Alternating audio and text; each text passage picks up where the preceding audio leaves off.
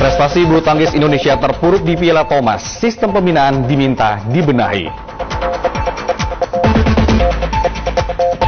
Usut kasus geng motor yang menewaskan sejumlah orang di Jakarta, polisi gelar rekonstruksi. Berikan gerasi untuk terpidana narkoba Syapel Korbi, Presiden akan digugat ke Pengadilan Tata Usaha Negara.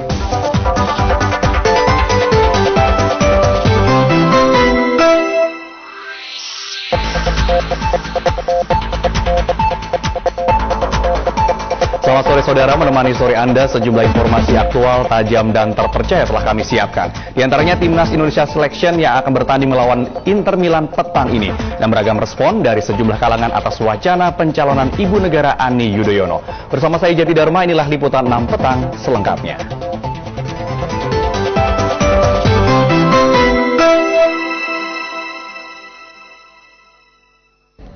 Saudara, Ketua Umum Partai Demokrat Anas Urbaningrum dan Sekjennya Edi Baskoro Yudhoyono dijegat massa pendukung Gubernur Maluku Utara Taib Armain di Bandara Sultan Baabullah Ternate.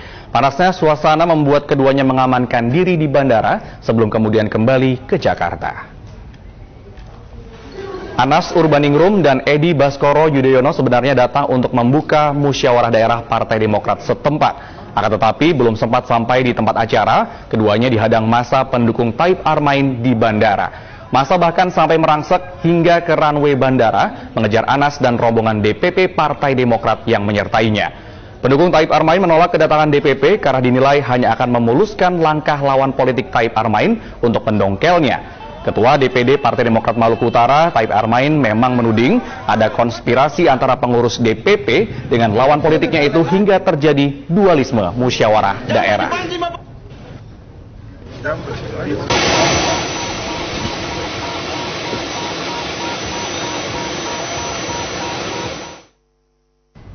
Saudara, wacana pencalonan Ibu Negara Ani Yudhoyono sebagai calon presiden 2014 dari Partai Demokrat ditanggapi beragam. Meski Ani Yudhoyono sendiri menolak berkomentar mengenai wacana pencalonannya ini.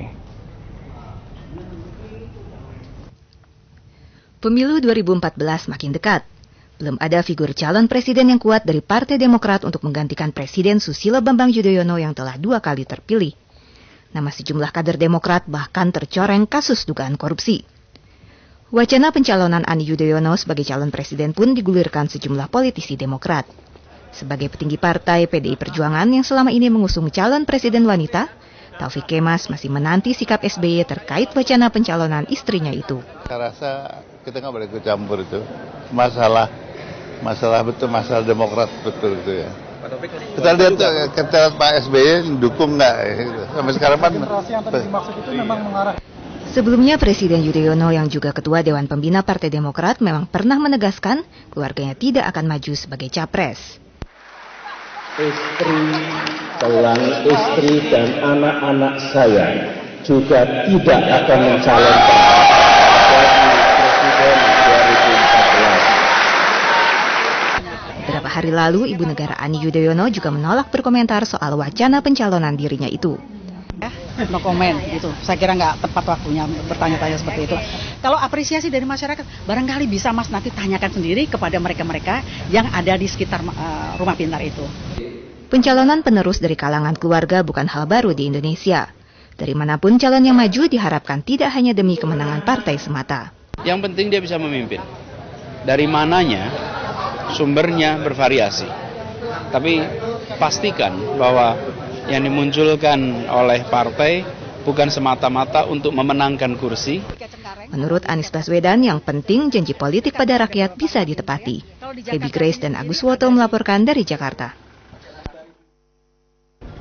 Kita ke informasi lain saudara, karena terancam bubar, ratusan pendukung klub bola Persitara Persatuan Sepak Bola Jakarta Utara siang tadi mendemo perusahaan di kawasan Jakarta Utara yang selama ini dianggap tidak peduli hingga klub bola Persitara tidak memiliki dana setelah dana dari APBD dihentikan.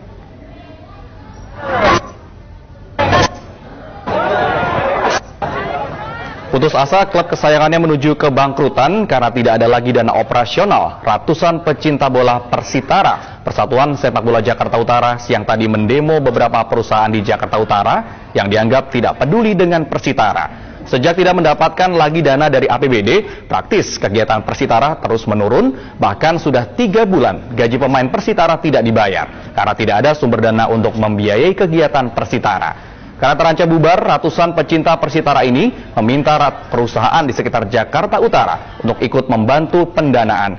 Selama ini menurut pengurus Persitara, perusahaan besar di kawasan Jakarta Utara tidak peduli.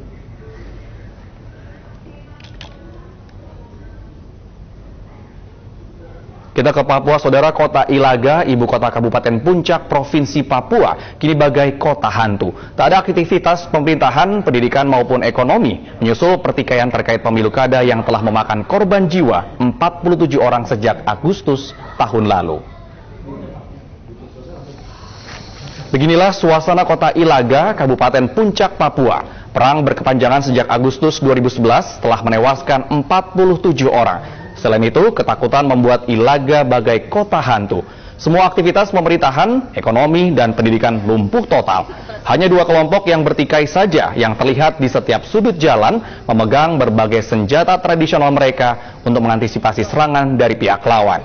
Anak-anak pun dilibatkan dalam perang ini.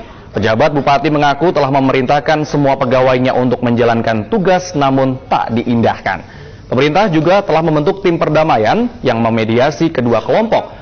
Pertentangan antara kelompok Elvis Tambuni dan Simon Alom pecah menyusul rekomendasi Partai Gerindra.